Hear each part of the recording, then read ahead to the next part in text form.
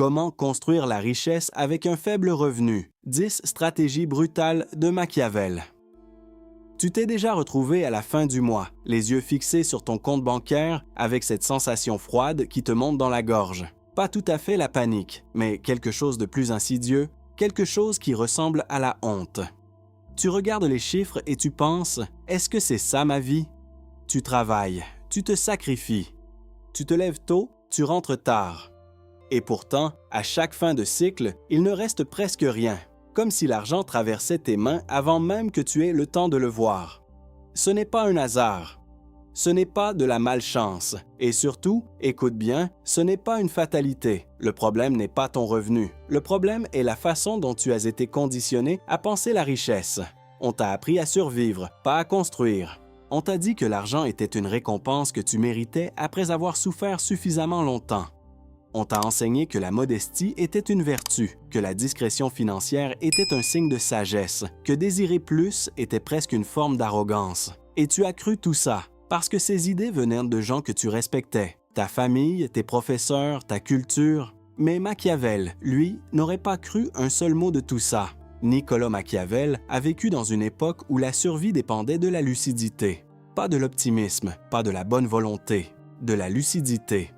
Dans ses écrits, il ne parlait pas de ce que le monde devrait être, il parlait de ce que le monde est. Et ce qu'il est, c'est un espace où ceux qui comprennent les règles réelles prospèrent, tandis que ceux qui vivent dans l'illusion restent à la merci des autres.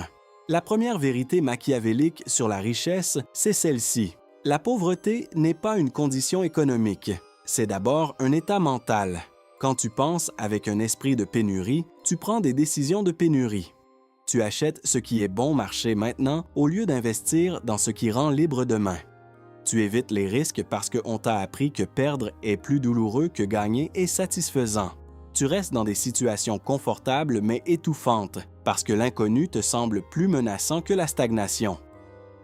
Et pendant ce temps, quelqu'un avec le même revenu que toi, dans la même ville, avec les mêmes contraintes, est en train de construire quelque chose de solide. Pas parce qu'il est plus intelligent, pas parce qu'il a eu de la chance, mais parce qu'il a choisi de voir différemment. Ce que tu vas découvrir dans ce contenu, ce ne sont pas des conseils doux enveloppés dans du coton. Ce sont des stratégies dures, nettes, directes, des principes pour forger dans la réalité et non dans l'utopie. Des vérités qui vont peut-être te déranger, parce que toute vérité qui transforme commence par déranger. Machiavel écrivait pour les princes, ceux qui voulaient gouverner, dominer, durer. Aujourd'hui, le prince que tu dois gouverner, c'est ta propre vie. Ton territoire, c'est ton temps, ton énergie, ton argent. Et si tu ne prends pas le contrôle de ce territoire, quelqu'un d'autre le fera à ta place, ton employeur, le système, les habitudes inconscientes qui dictent tes journées sans que tu t'en rendes compte. La richesse avec un faible revenu n'est pas un paradoxe, c'est une discipline. C'est une guerre silencieuse contre tes propres automatismes. Et comme toute guerre, elle commence par une chose essentielle, connaître l'ennemi.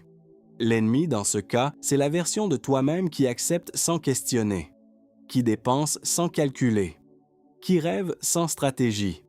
Ce chapitre n'est que le commencement. Mais si tu as reconnu quelque chose de toi dans ces mots, cette fatigue, cette frustration sourde, ce sentiment d'être pris dans un engrenage que tu n'as pas choisi, alors tu es exactement là où tu dois être. Reste, la transformation commence maintenant. Machiavel avait une phrase que ses contemporains trouvaient scandaleuse. Il vaut mieux être craint qu'aimé si l'on ne peut être les deux. Mais avant même de parler de pouvoir sur les autres, il parlait d'une forme de pouvoir bien plus rare et bien plus difficile, le pouvoir sur soi-même. Et ce pouvoir commence toujours par la même capacité, voir la réalité telle qu'elle est, non telle que l'on voudrait qu'elle soit.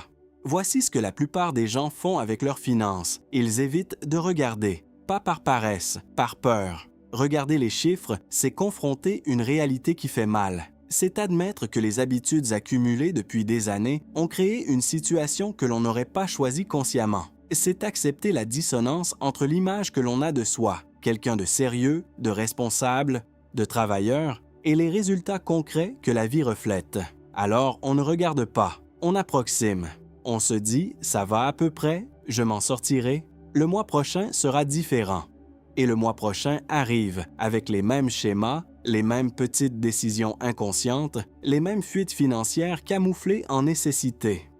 La première stratégie brutale de Machiavel appliquée à la richesse, c'est ceci. Fais l'inventaire complet sans te mentir.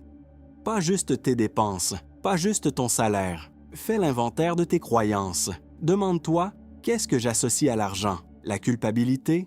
La honte? La trahison de mes origines? Le danger? Si tu grandis dans un environnement où l'argent était synonyme de conflit, de manque, d'humiliation, alors quelque part dans ton cerveau, l'inconscient a enregistré ce message. L'argent est dangereux. Ne t'en approche pas trop.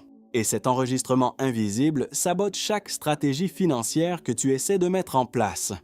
Machiavel comprenait cela, pas en termes psychologiques modernes, bien sûr, mais en termes stratégiques. Il savait que les hommes agissent rarement selon leur intérêt réel. Ils agissent selon leur perception, leurs peurs, leurs habitudes non examinées. Et celui qui veut réussir doit d'abord comprendre ces mécanismes chez lui-même avant de vouloir les comprendre chez les autres. Deuxième stratégie, sépare les besoins des désirs, mais sans condescendance. Il y a une erreur classique dans la plupart des conseils financiers. Ils te demandent de supprimer tout plaisir au nom de la discipline, de ne plus boire de café, de couper tous les abonnements, de vivre comme un moine. C'est non seulement irréaliste, c'est contre-productif. Parce que la privation radicale crée du ressentiment, et le ressentiment crée des rechutes explosives. Machiavel ne prônait pas l'austérité aveugle, il prônait l'efficacité calculée. Chaque dépense doit servir un objectif, soit te régénérer pour produire davantage, soit construire quelque chose de durable. Ce qui ne sert ni l'un ni l'autre est du gaspillage déguisé en habitude. Troisième stratégie, commence à traiter chaque euro dépensé comme une décision politique. Dans la logique machiavélique, chaque acte a des conséquences. Chaque silence est un choix. Chaque inaction est une forme d'action. De la même façon, chaque achat que tu fais est un vote pour un style de vie, pour une identité, pour un futur. Quand tu achètes impulsivement, tu votes pour l'impulsivité. Quand tu épargnes, même une petite somme, tu votes pour la construction. La richesse avec un faible revenu ne se construit pas d'un coup. Elle se construit dans les décisions microscopiques qui semblent insignifiantes dans l'instant, mais qui, accumulées sur des mois et des années, créent une architecture financière solide. Et cette architecture commence toujours par le même acte fondateur. Regarder en face ce qui est, sans se raconter d'histoire. C'est difficile. C'est inconfortable. Mais c'est là que commence tout prince. Pas dans la gloire, pas dans la victoire, mais dans le courage de voir sa situation réelle sans la déguiser. Tu es prêt à voir? Il existe une illusion moderne qui détruit plus de fortunes potentielles que n'importe quelle crise économique, l'illusion de la vitesse. On nous a appris à vouloir des résultats immédiats. Les algorithmes nous ont conditionnés à l'impatience. La culture du succès instantané nous a convaincus que si quelque chose ne marche pas en 30 jours, c'est que ça ne marchera jamais. Et c'est exactement pour ça que la plupart des gens abandonnent juste avant que les choses commencent à fonctionner. Machiavel, dans Le Prince, décrit quelque chose que les stratèges militaires appellent la vertu du moment, la capacité à agir au bon instant, ni trop tôt ni trop tard. Mais avant d'agir au bon moment, il faut savoir attendre. Et l'attente active, celle qui prépare, observe, ajuste, est l'une des formes de discipline les plus sous-estimées qui existent. Voici ce que la patience stratégique signifie concrètement dans la construction de la richesse. Quatrième stratégie, construire avant de montrer. Dans la culture des réseaux sociaux, tout le monde veut afficher sa réussite avant même de l'avoir construite. On achète l'image de la richesse, les vêtements, les sorties, le mode de vie, avant d'en avoir les fondations. Et ce faisant, on dépense l'argent qui aurait pu construire les vraies bases. Machiavel était obsédé par le concept de fortification. Avant de s'exposer, un prince doit s'assurer que ses murs tiennent. Dans ton cas, tes murs, ce sont tes économies d'urgence, tes sources de revenus diversifiées, tes compétences monnayables. Construis tes murs avant d'ouvrir les portes. Cinquième stratégie, investis d'abord dans ce qui génère, pas dans ce qui paraît. Avec un faible revenu, chaque euro doit travailler. La question n'est pas « est-ce que j'aime ça ?», mais « est-ce que ça me rapproche de quelque chose ?» Un cours en ligne qui améliore une compétence vendable. Un livre qui ouvre une perspective stratégique. Une heure passée à apprendre à négocier ton propre salaire. Ce sont des investissements invisibles qui produisent des rendements exponentiels dans le temps. La plupart des richesses ne se construisent donc pas dans des gestes spectaculaires. Elles se construisent dans des décisions répétées, grises, non glamour, que personne ne voit et que peu de gens sont capables de maintenir. Sixième stratégie, comprends le pouvoir de l'intérêt composé, pas seulement financier, mais humain. L'intérêt composé dans les investissements financiers est connu, mais il existe un intérêt composé bien plus puissant, celui de la réputation, de la confiance et des relations. Machiavel comprenait que le pouvoir réel n'est jamais solitaire. Il se construit dans les alliances, les réseaux, les échanges de valeurs mutuelles. Quand tu aides quelqu'un sans calcul immédiat, tu accumules une forme de capital invisible. Quand tu livres plus que ce qu'on attend de toi au travail, tu construis une position de négociation future. Quand tu te montres fiable, discret, compétent, tu deviens quelqu'un que les gens cherchent, sollicitent, recommandent. Et dans le monde réel, les opportunités ne viennent pas des algorithmes, elles viennent des gens. Des gens qui se souviennent de toi, des gens qui ont confiance en toi, des gens qui savent que tu livres. La patience stratégique, c'est aussi savoir quand ne pas agir. Ne pas accepter une opportunité médiocre sous prétexte que tu es pressé. Ne pas brader tes services parce que tu as peur. Ne pas te précipiter dans des décisions financières irréversibles sous la pression émotionnelle du moment. Machiavel disait que les hommes impétueux réussissent parfois par chance, mais que seul celui qui sait doser l'audace et la prudence selon les circonstances est capable de construire quelque chose de durable. La richesse durable ressemble toujours à quelque chose d'ennuyeux de l'extérieur. Elle ressemble à des habitudes maintenues en silence, à des sacrifices invisibles, à une discipline qui ne cherche pas à être admirée. Mais de l'intérieur, c'est la forme de liberté la plus profonde qui soit. Il y a un moment précis dans la vie de chaque personne qui a réussi à transformer sa situation financière. Ce n'est pas le moment où elle a eu sa première grande opportunité. Ce n'est pas le moment où elle a trouvé le bon conseil ou la bonne méthode. C'est le moment où elle a choisi de ne plus laisser la peur décider à sa place. La peur est l'ennemi le plus sophistiqué qui soit. Elle ne se présente jamais clairement. Elle ne dit pas « je t'en empêche par peur ». Elle dit « ce n'est pas le bon moment, tu n'es pas encore prêt, et si ça ne marche pas, les gens vont penser quoi ?» Elle se déguise en prudence, en sagesse, en réalisme. Machiavel avait une vision chirurgicale de la peur. Dans ses analyses politiques, il notait que les princes qui gouvernaient par la peur, non pas la terreur aveugle, mais la peur calculée du risque, finissaient toujours par être dépassés par ceux qui agissaient malgré elle. Parce que la peur, quand elle prend le pouvoir de gouverner, finit toujours par prendre les mauvaises décisions, celles qui évitent de la douleur à court terme au prix de l'échec à long terme. Septième stratégie, identifie tes peurs financières aux spécifiques et donne-leur un nom. La peur de manquer. La peur d'investir et de perdre. La peur d'être jugé si tu réussis ou si tu échoues. La peur de dépasser le niveau de vie de tes parents et de te sentir traître. La peur de l'indépendance, parce qu'elle implique une responsabilité totale. Ces peurs sont réelles, elles sont humaines, mais elles doivent être nommées pour être gouvernées. Tant qu'elles restent dans l'ombre, elles agissent librement. Une fois que tu les vois en face, tu retrouves le choix. Huitième stratégie. Prends des risques calibrés, pas des risques aveugles. Il y a une différence fondamentale entre l'imprudence et le courage. Machiavel ne prônait pas l'irresponsabilité. Il prônait l'action calculée face à l'incertitude. Le risque zéro n'existe pas dans la construction de la richesse, mais le risque peut être dosé, préparé, limité dans son exposition. Tu veux lancer un projet complémentaire? Commence avec un budget minimal, teste, apprends, ajuste. Tu veux investir? Commence par des montants que tu peux te permettre de perdre sans que ta vie s'effondre. Le courage financier ne signifie pas tout mettre en jeu. Il signifie avancer malgré l'incertitude, avec lucidité et préparation. Neuvième stratégie, dissocie ton identité de ton revenu. L'une des raisons pour lesquelles les gens restent bloqués dans des situations financières insuffisantes, c'est que leur ego s'y est attaché. Admettre qu'on gagne peu, qu'on n'a pas bien géré, qu'on a fait des erreurs, ça touche à l'identité. Et pour protéger l'identité, le cerveau préfère souvent stagner plutôt que de traverser l'inconfort de la transformation.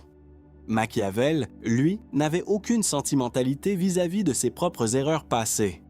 Exilé, emprisonné, torturé, il a tout perdu et il a recommencé. Pas parce qu'il n'avait pas d'ego, mais parce qu'il avait compris que s'accrocher à une image de soi qui ne correspond plus à la réalité était la forme de faiblesse la plus coûteuse qui soit. Ta valeur n'est pas définie par ton solde bancaire actuel. Elle est définie par ta capacité à voir clairement, à apprendre, à adapter, à persévérer. Les personnes qui construisent la richesse à partir de rien ne sont pas immunisées contre la peur. Elles ont appris à agir avec la peur, à la tenir par la main sans la laisser conduire. C'est ça, la domination psychologique réelle. Pas l'absence de doute, pas l'absence de vulnérabilité, mais la capacité à continuer malgré eux. Et cette capacité, Machiavel en était certain, n'est pas un don, c'est un choix, répété chaque jour, jusqu'à ce qu'il devienne une nature. Tu es arrivé jusqu'ici. Ça signifie quelque chose. Ça signifie que tu ne t'es pas arrêté au premier inconfort, à la première vérité difficile. Ça signifie que quelque chose en toi reconnaît ce dont il est question. Pas juste des stratégies financières, mais une reconquête de toi-même. Machiavel décrit dans son œuvre un concept que les traducteurs ont souvent du mal à rendre fidèlement, la vertu. Ce mot ne signifie pas vertu au sens moral. Il signifie force vitale, capacité d'action, puissance intérieure qui permet de plier les circonstances à sa volonté. C'est l'énergie du prince qui ne se laisse pas gouverner par les événements, mais qui, au contraire, les gouverne. Et cette vertu, tu peux la développer. Maintenant, avec le revenu que tu as, depuis l'endroit exact où tu te trouves, 10e stratégie, et la plus importante, construis une économie personnelle à plusieurs vitesses. La grande erreur de ceux qui ont un faible revenu est de penser en flux unique, un salaire, une source, une dépendance totale. Machiavel aurait appelé cela une vulnérabilité existentielle, être à la merci d'une seule décision externe pour que tout s'effondre. La richesse se construit par la diversification des sources de valeur. Et cela commence, toujours, par une question. Qu'est-ce que je sais faire que d'autres ne savent pas ou que d'autres ne veulent pas faire? Cette question est le point de départ de tout revenu complémentaire. Ce n'est pas une question de talent exceptionnel. C'est une question d'observation et d'honnêteté. Peut-être que tu sais organiser, rédiger, enseigner, réparer, conseiller, créer, coder, cuisiner, communiquer.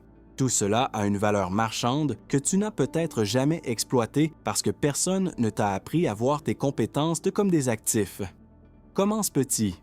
Un service, un client, 1 heure par semaine. L'objectif au départ n'est pas le montant. L'objectif est de sortir psychologiquement de la dépendance unique, de sentir que tu as une 2e porte, une 3e. Et avec chaque nouvelle source, ta confiance grandit, ton regard sur les possibilités s'élargit et ton rapport à la peur change. La reconstruction financière avec un faible revenu suit un chemin qui ressemble toujours à ceci.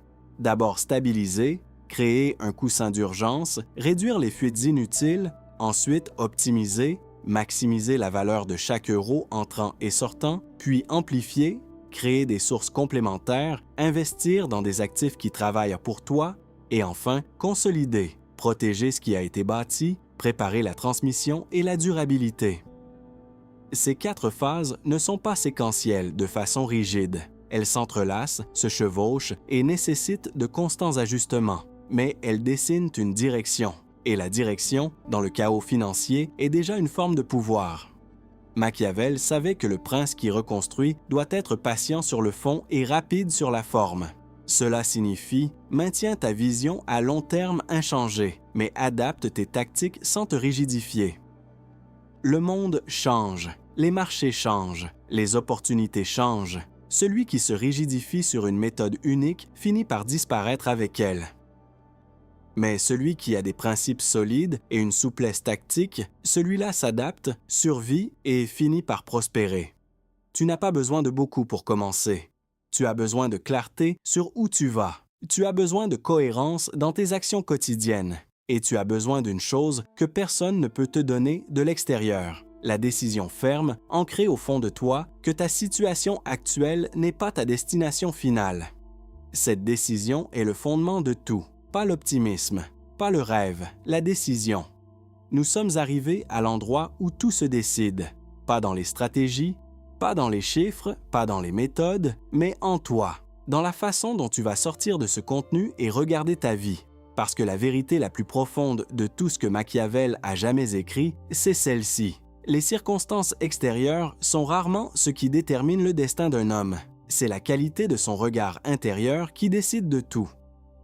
Tu as voyagé, dans ces 6 chapitres, depuis la douleur reconnaissable d'une fin de mois difficile jusqu'au principe fondateur d'une nouvelle architecture mentale.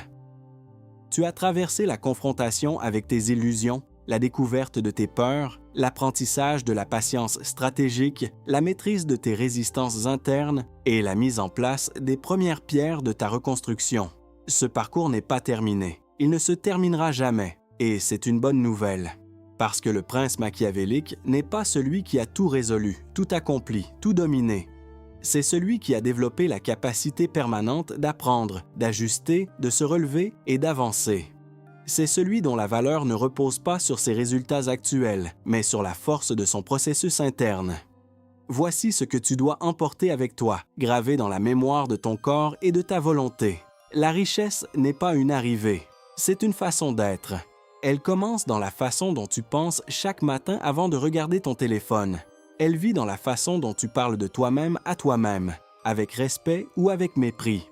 Elle se manifeste dans les micro-décisions que tu prends sans que personne ne te regarde. Le faible revenu est une contrainte, pas une condamnation.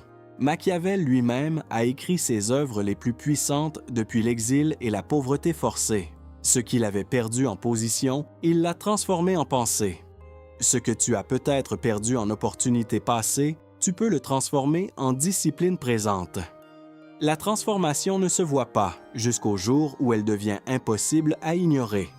Pendant des mois, parfois des années, elle ressemble à du silence, à des efforts sans résultat visible, à une solitude étrange où tu vois les choses différemment des autres sans pouvoir encore le montrer.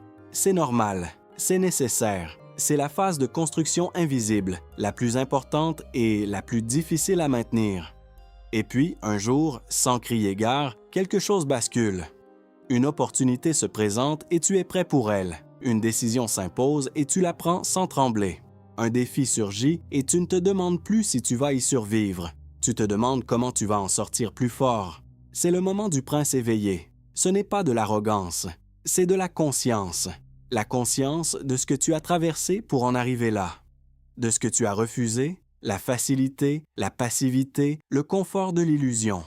De ce que tu as choisi, la lucidité, la discipline, le courage d'une transformation réelle. Machiavel écrivait pour ceux qui voulaient gouverner les États. Toi, tu apprends à gouverner quelque chose d'infiniment plus difficile et d'infiniment plus précieux, toi-même.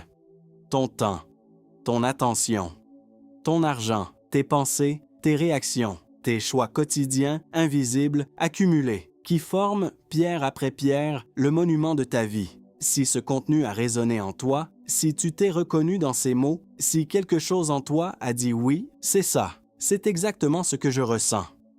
Alors ne laisse pas cette reconnaissance s'éteindre en refermant cet onglet. Agis. Une action. Petite. Maintenant, écris les 3 peurs financières que tu identifies en toi. Regarde ton compte bancaire sans te détourner. Identifie une compétence que tu pourrais monétiser. Décide d'épargner un montant précis dès cette semaine, même minuscule. Ce n'est pas un programme, c'est un acte de souveraineté. Bienvenue dans le règne de ton propre esprit. Le prince intérieur vient de s'éveiller.